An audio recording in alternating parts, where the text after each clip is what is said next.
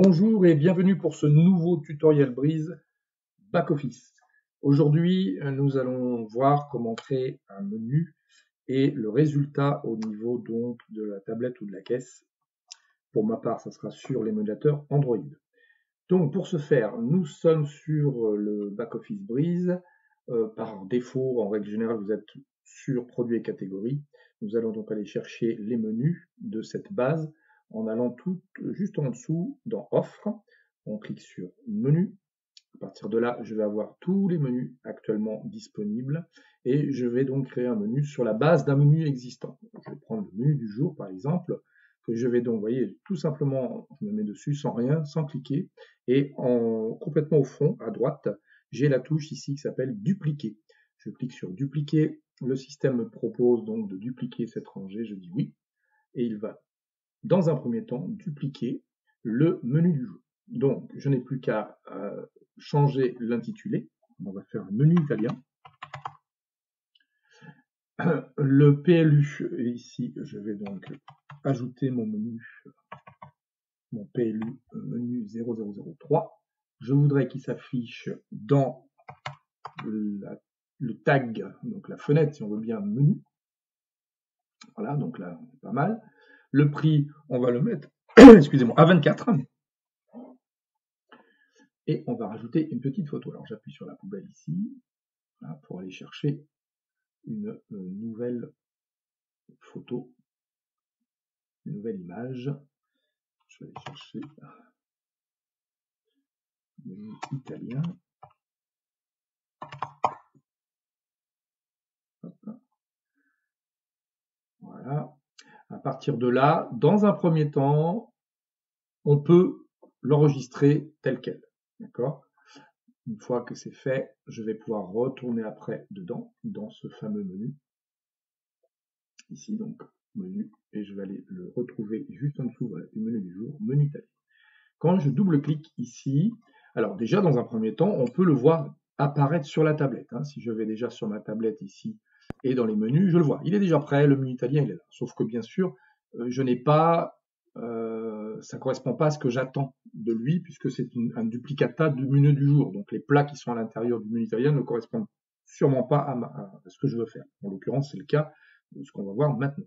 Donc, dans le menu, donc l'organisation du menu, en entrée du menu du jour, il y avait donc actuellement l'entrée du jour, les nems au poulet, donc puisque c'est un duplicata, donc je vais modifier, je vais le renommer ici entrée menu du jour en menu italien, donc les entrées du menu, ou l'entrée ou les entrées du menu italien, à choix. Et ici, je vais dire donc, ok, je ne veux pas de l'entrée du jour, je ne veux pas du nem, et je ne veux pas de la salade d'encornet. Par contre, je rajoute ici les produits et je vais me chercher les produits que j'aimerais. Eh bien, je vais aller chercher l'assiette de charcuterie. Je crois qu'on a l'assiette de charcuterie ici. Hop. Après, on va rajouter ici. Est-ce que j'ai des... On va prendre, ouais, après on peut prendre l'assiette d'avocat. Bon, j'ai pas vraiment d'entrée spécifiquement italienne. On va rester comme ça pour le moment, pour la partie des entrées. Ce qu'il ne faut pas oublier, c'est de cliquer ici sur le prix du produit et d'aller sur prix et de le mettre à 0. Sinon, il peut directement, si c'est un article qui est à la carte, récupérer en fait les produits qui sont donc à la carte. Donc ça, c'est très important de le faire de façon à éviter ce genre de problème. Maintenant, je vais aller configurer donc la partie de mon menu italien au niveau des plats. Donc là, j'ai bien mon assiette d'avocat et l'assiette des charcuteries. L'ossobuco, ben, je vais le garder. Par contre, donc pareil, je modifie ici le choix des plats pour que ce soit quand même plus parlant. L'ossobuco, on a dit, je le garde. Prix du produit, donc ici, prix, on est bien à 0. L'ajout de bœuf, par contre, je n'en veux pas. Je vais rajouter à l'intérieur le choix des pizzas. Donc là, ce qu'on appelle là, chez nous là, pour le démo la pizza custom, donc en prix, ici à 0, puisque là c'est le prix du menu qui fait foi et non pas le prix des articles qui composent ce menu qui qui vont donc faire le prix final. Et je vais rajouter le risotto de gambas. Voilà, donc toujours pareil, prix €. Voilà. Hop. Et j'enregistre. OK. Ce qu'il faut faire, moi, parce que c'est un émulateur, je vais killer ce qu'on appelle l'application, d'accord? Donc je vais juste stopper l'application pour la relancer. Logiquement, entre les tablettes et les caisses classiques, on n'a pas besoin de faire ça. Si vous voyez que le résultat n'arrive pas, en fait, ou voilà, ce que vous avez programmé, que ce soit des images ou des choses comme ça, n'apparaissent pas à l'écran, des fois, il vaut mieux relancer l'application. Ça relance tout le système assez rapidement en plus, et ça nous permet de voir le résultat final.